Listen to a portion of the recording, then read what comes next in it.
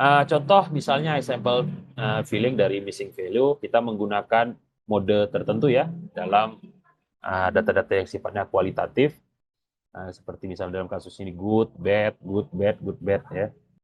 Nah, dan mungkin ini bisa kita tracking juga berdasarkan ID-nya atau berdasarkan rata-rata atau kebiasaan yang ada di suatu lokasi atau daerah ya. Ataupun kita menggunakan rounded average for quantitative value ya.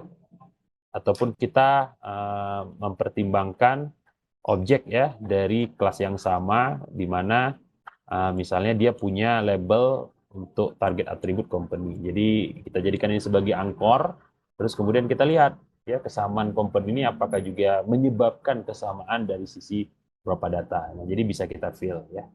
Nah, jadi ada proses estimasi, ada proses identifikasi ya, ataupun ada proses kompomasi ya di dalamnya. Terus kemudian ada juga redundant data. Nah, ini redundant data ya bisa juga sifatnya duplikat data ya. Tapi redundant data itu lebih condong terkait dengan proses bisnis yang ada dalam perusahaan tersebut ya, yang tidak disederhanakan atau tidak mengalami proses re-engineering ataupun improvement. Dan proses deduplikasi itu akhirnya harus kita lakukan ya, dan ini bagian dari pre-processing teknik, di mana tujuan kita adalah mengidentifikasi dan menghilangkan ya kopi-kopi ataupun data-data yang sama tadi ya, yang ya ujungnya masuk unnecessary ini dalam dataset. Ya, jadi redundan itu dalam proses bisnisnya sehingga menyebabkan munculnya duplikasi dalam table-table atau database ataupun dataset yang ada. Nah, bagaimana kita meremove ya redundant data? Maka bisa kita lihat ya, bisa kita cek ya dengan menggunakan primary ID ya, dilihat aja dalam primary ID tersebut ya, kemudian dengan sifat-sifatnya apakah ada kesamaan ya. Nah, atau misalnya di sini kita lihat kesamaannya hampir 100% ya. Nah, jadi kita set aja takaran atau threshold-nya. Kalau mungkin persamaannya di bawah 50%, mungkin kita anggap ini semi duplikat ya. Bisa jadi data ini adalah data movement, ya data yang mengalami perubahan. Berarti permasalahannya ada di proses bisnis.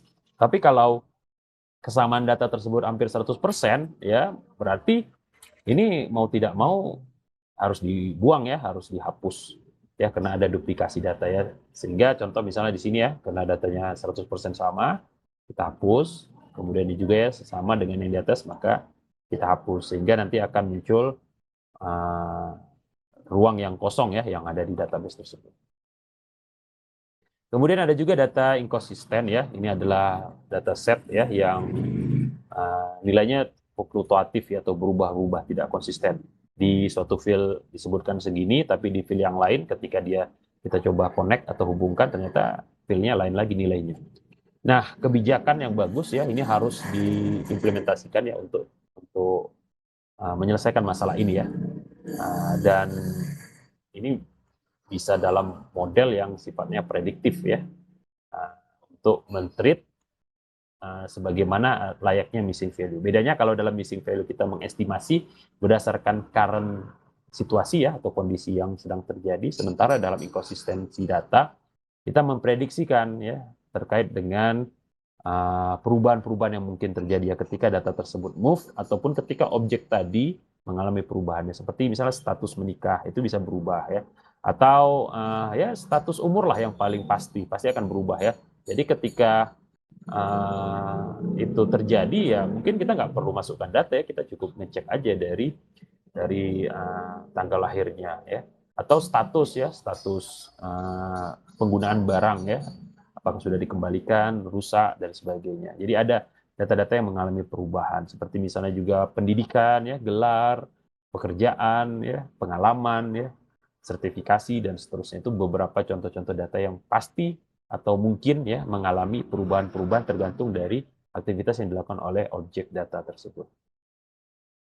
Terus kemudian gimana caranya kita ini contoh dulu ya, contoh dari inconsistent data ya. Bisa kita lihat di sini. Kalau di sini agak aneh ya, beratnya 1100. Jadi inkonsistensi data tidak mesti suatu data yang berhubungan juga ya. Kadang-kadang ada nilai-nilai yang extraordinary gitu, di luar kewajaran. Nah, di luar kewajaran ini itu juga bisa kita kategorikan sebagai inkonsistensi. Ya, jadi inkonsistensi bisa muncul dari single problem ya, di mana nilainya itu tidak wajar ya, di luar ambang batas maksimal misalnya ketika kita tetapkan, ataupun ketika kita coba mengkoneksikannya dengan data yang memiliki sifat yang serupa ya berdasarkan pemerikinya. Di sini disebutkan 1100 ya kilogram. Di sini juga ada maksimal temperaturnya. Di sini aja 1072, di sini malah lebih rendah ya 10 cm, di sini 210 cm. Nah, ini bisa kita selesaikan ya dengan cara menetapkan ya, misalnya maksimal atau threshold paling maksimal yang bisa diinputkan di data tersebut. Ketika misalnya memang ada kasus extraordinary atau exception gitu, pengecualian, maka perlu izin gitu atau perlu dimasukkan ke keterangan misalnya ya, sehingga data tersebut mungkin dikondisikan dengan data missing, tapi di keterangan ada penjelasannya kenapa data tersebut missing ya, sehingga pihak terkait dalam hal ini pihak yang bertanggung jawab dengan dataset tersebut bisa menginputkan secara manual ataupun mengkonfirmasi. Kemudian ada juga noisy data ya. Dan setelah ini dia tidak meet ya dengan standar ya, tidak memenuhi standar yang telah ditetapkan ataupun yang diharapkan ada padanya.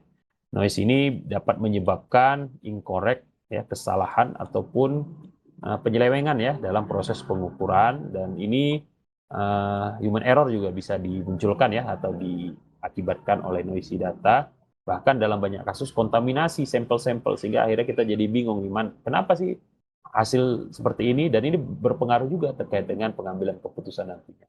Nah, proses pendeteksian noise itu dapat diwujudkan ya atau dilakukan ya dengan mengadaptasi proses klasifikasi ya dengan menggunakan algoritma tertentu ya seperti decision tree ya dan lain sebagainya, tergantung dengan kondisi yang ada.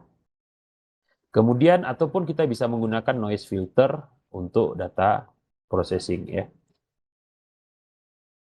Oke, ini contoh ilustrasi noisy data ya.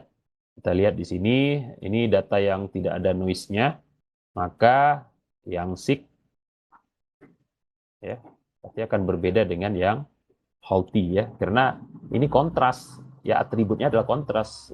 Kalau sakit, otomatis dia tidak bisa juga menjadi bagian dari yang sakit ya. Kalau dia sehat, maka dia nggak bisa jadi yang sakit. Kalau dia sakit, maka dia nggak bisa jadi yang sehat. Maaf ya. Nah, itu udah contrasting ya. Laki-laki otomatis tidak bisa jadi perempuan, perempuan tidak bisa jadi laki-laki. Ya, jadi sudah ada contrastingnya di situ. Ya, dalam beberapa kasus ada juga yang membolehkan duality ya, atribut ya, seperti misalnya dalam masalah nasionalisme ya, ada beberapa negara yang membolehkan dualism.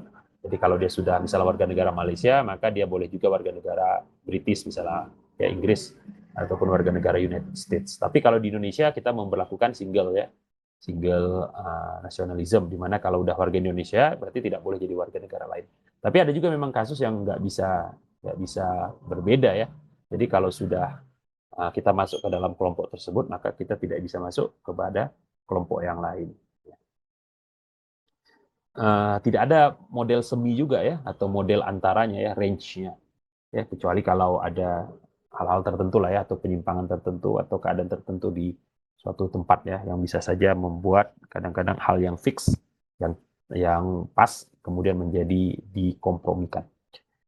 Nah, possible noisy data seperti kita lihat ya di sini, akan ada data-data yang merusak ya, yang masuk, data yang sakit masuk ke data yang sehat masuk ke data yang sakit ya. Kemudian ada juga kasus outliers ya. Ini adalah kasus anomali ya dari nilai-nilai atau objek-objek yang kita dapatkan ya, di mana objek itu dia memiliki value untuk satu atau lebih atribut-atribut prediktif, dan very different ya dari value yang ditemukan pada atribut prediktif yang sama untuk objek yang berbeda. Simple yet effective method ya, metode yang efektif dan sederhana untuk mendetek outlier dalam kuantitatif atribut ini berdasarkan interquartile range. Jadi kita menggunakan statistik ya untuk mengidentifikasi atau pinpoint ya atau melokasikan kesalahan ini. Nah seperti ini ya outlier bisa kita lihat ya, ini data yang apa namanya yang benar ya, ini yang sick, ini yang healthy. Nah, terus tiba-tiba ada data outliers ya, yang jauh banget ya, yang di luar dari apa namanya distribusi yang ada di dataset kita. Ataupun kita bisa menggunakan ya interquartile range distance, nah, di mana di sini bisa kita cek ya bahwa ya range-nya itu ya dari sekitar 10 sampai 30 ya. Jadi kumpulan data itu semua ada di sini gitu. Nah, terus tiba-tiba ada data yang nyempil yang lebih dari 40 ya. Range ini juga bahkan lebih besar ya dari titik maksimal apalagi dari titik minimal. Nah, di sini bisa kita cek berarti ada outliers ya, data yang menyimpang ya, yang entah kenapa nilainya itu tidak merefleksikan keadaan mayoritas gitu. Ataupun value-value atau nilai-nilai yang tidak bisa kita toleransi. Ya, mungkin itu yang bisa saya sampaikan. Lebih dan kurang saya mohon maaf. Assalamualaikum warahmatullahi wabarakatuh.